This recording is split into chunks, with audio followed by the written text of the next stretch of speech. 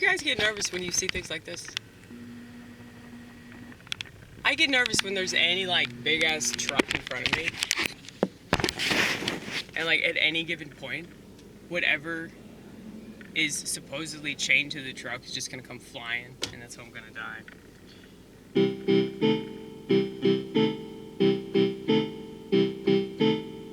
I'm pretty dark. I've always been pretty dark.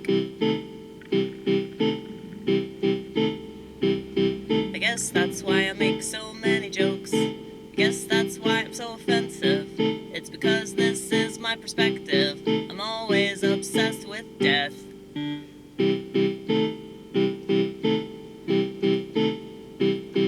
Maybe that's why I read the scripture all the time, because I know that's the source of my life, my life, my life, my life. If I were you, I would read the Psalms before anything else. Especially if you're a mental ill like me. 'Cause you'll get so hooked and you won't want to stop. It'll be a new drug you won't want to get off.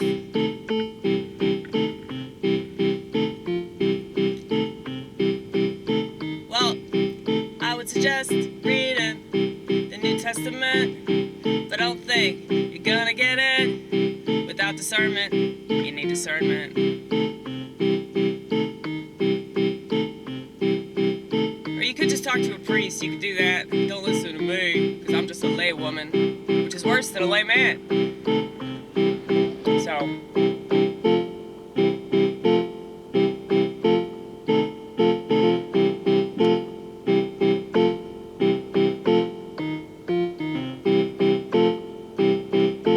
you just need to play slow.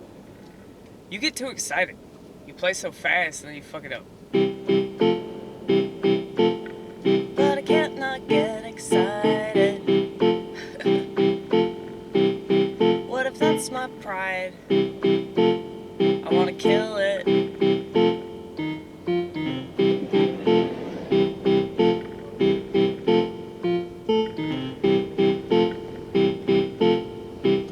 I hate having things that I know are bad for me, but I guess God could use them for good, and He's trying to show that to me, but I'm so stubborn. I just want it gone, Lord. 'Cause these things bother me, yeah, these things bother me, and I know I'm not the only one they bother. Oh, they love to holler at me, and not like holla at me, but you know, like yell at me.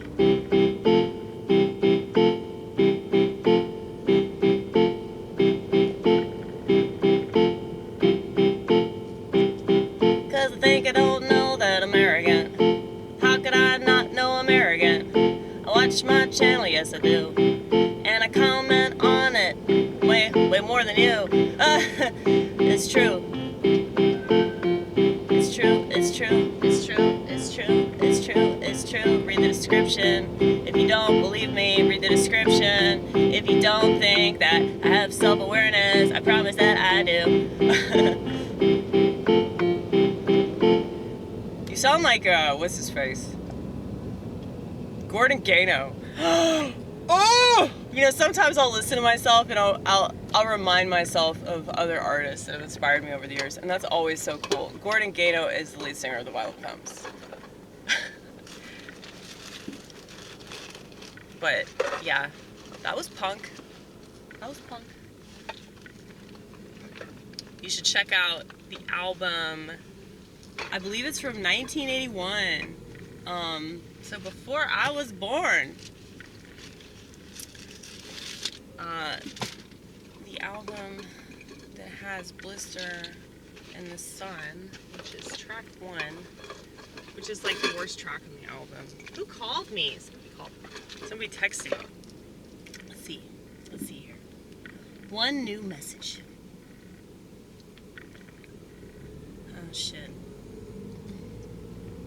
Oh wow, that's actually my manager. They must be really busy right now if he's texting me. He knows that I'm always 15 minutes late. It's 11:14. Okay. Okay, do not run into the truck in front of you. Please? Please? That'd be funny, though, if you did, because, you know, you were worried about them doing that to you. You're like, no. I'm the woman, bitch. I'm the woman. Yes. You know, I hope that my so-called misogyny is more fun than the misogyny that I have witnessed.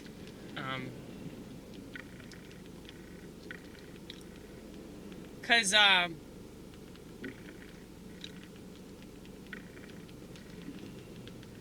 don't want to hate women. And I don't want to hate anyone. And I really don't actually hate women. I just am very disappointed with them. It's okay.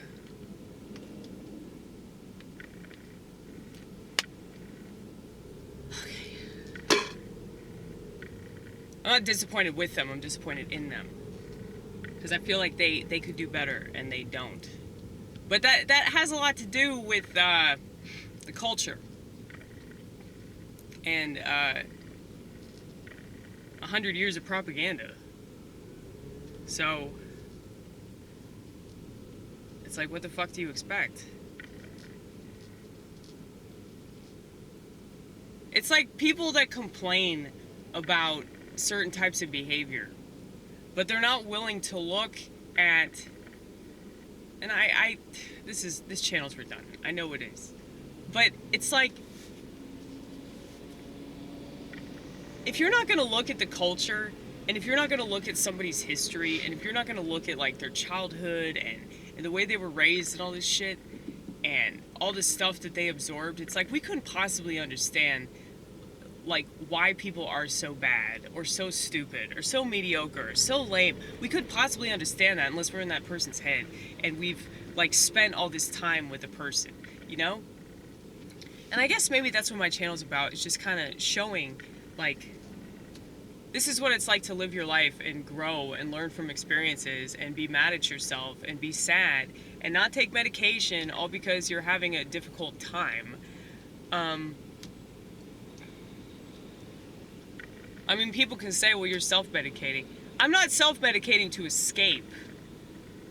I'm self-medicating to understand. There's a huge difference. But I was thinking about how a lot of people, you know, take drugs because they're trying to get out, and they're trying to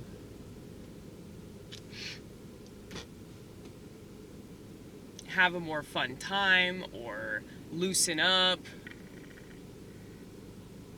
You know, I always took drugs to try to like figure things out. You know, I look at it like it's a highlighting pen. You know, like you highlight different things. And that's why people have bad trips. And I actually just read about this, that some people that have a bad trip will benefit from that bad trip. And they'll say they had some major psychological breakthrough because of the bad trip. So obviously that proves right there that if you can have a bad drug experience but end up, you know, benefiting from that a psychedelic experience is just an extension of, you know, life stuff that we're not dealing with. And when you take a psychedelic, it forces you to have to deal with these things that you're suppressing. So it's the exact opposite of an antidepressant. That's why people kill themselves on antidepressants, but they don't kill themselves on fucking mushrooms or acid. Unless you know, you're talking specifically about people that jump off a building or something because they think they can fly, but I think that's more like PCP. That's also isolated cases. That's not like, there are a lot of people that, you know, take too much of something, or, you know, they don't have a trip sitter or whatever the fuck. Yeah. Well, that's also propaganda too. They're trying to scare you from getting to know yourself. Surprise, surprise.